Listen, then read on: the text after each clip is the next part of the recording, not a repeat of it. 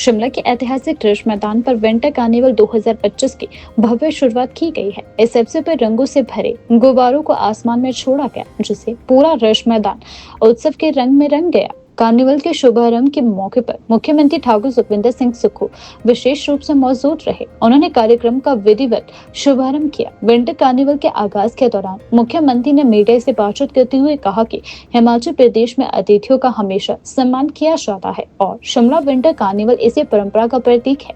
उन्होंने कहा कि इस आयोजन के माध्यम से न केवल पर्यटन को बढ़ावा मिलेगा, बल्कि हिमाचली संस्कृति, कला और परंपराओं को भी राष्ट्रीय और अंतर्राष्ट्रीय पहचान मिलेगी। कार्निवल के पहले दिन आयोजित भव्य परेड लोगों के लिए आकर्षण का केंद्र रही। रंग बिरंगी झांकियां, सांस्कृतिक प्रस्तुतियां और पारंपरिक वेशभूषा में कलाकारों ने परेड को स्थानीय लोगों का दिल जीत लिया। रिज मैदान पर भारी संख्या में मौजूद लोगों ने परेड और सांस्कृतिक कार्यक्रम का जमकर आनंद लिया।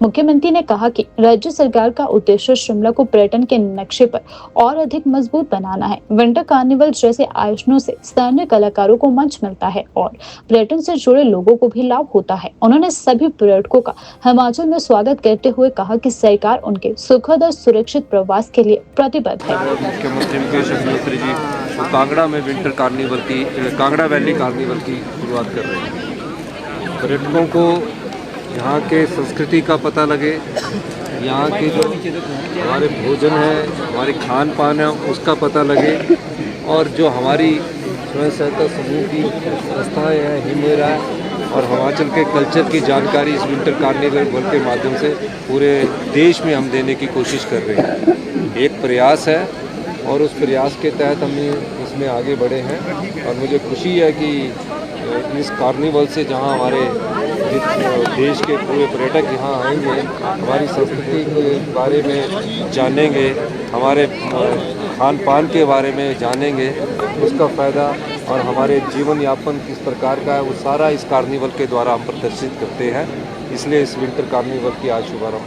पर्यटक आए क्योंकि नया साल भी है और पर्यटक हैप्पी क्रिसमस भी है और सभी प्रकार के पर्यटक यहाँ आते हैं और मैं ये कह सकता हूँ कि पर्यटक आए, अपना स्वच्छ हवा के यहाँ से अपनी शारीरिक हवा जो हवा है, स्वच्छ हवा, उसका प्रयोग करें, अपने स्वास्थ्य लाभ के लिए आए, ये भी बहुत ज़रूरी है। और मैं चाहूँगा कि निश्चित रूप से पर्यटकों के साथ हमारे जो लोग हैं वो भी शांति बना के रखें और पर्यटक भी कोई हुड़दंगबाजी ना करें।